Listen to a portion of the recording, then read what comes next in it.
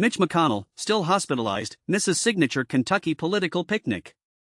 That's the headline from the New York Times, and it captures a moment that's been hanging over Kentucky politics for weeks. Senator Mitch McConnell, the longtime Republican leader who served in the Senate since 1985, has been out of public view since mid-June when he was hospitalized.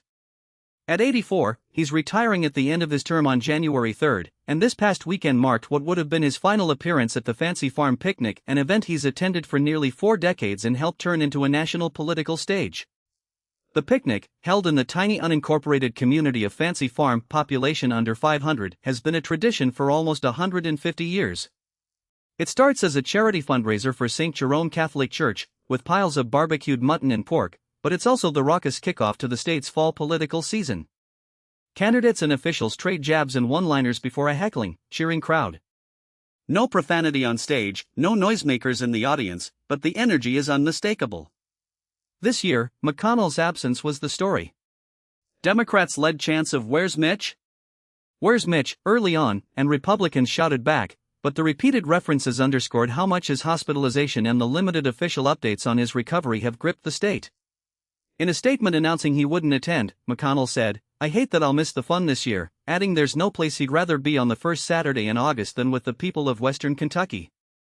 McConnell's presence at Fancy Farm mirrored his political rise. He helped grow Kentucky's Republican presence from a minority to a dominating force, and he gloated in past years that the picnic was no longer a lonely place to be a Republican. This Saturday would have been his last as senator, and the transition is already underway. Andy Barr, who won the Republican primary to succeed McConnell, said he spoke with the senator on Friday and that McConnell is looking forward to getting back to work in the Senate very, very soon. Still, the disappointment was palpable.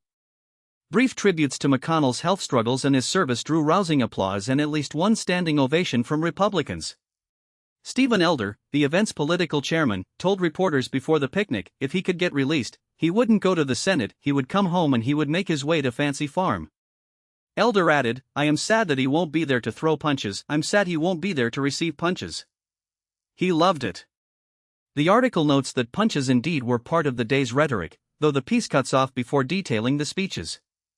What's clear is that McConnell's shadow loomed large over an event he helped define. His return to the Senate remains uncertain, but his influence on Kentucky politics and on this particular picnic is indisputable.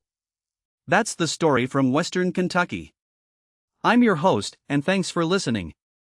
We'll be back soon with more.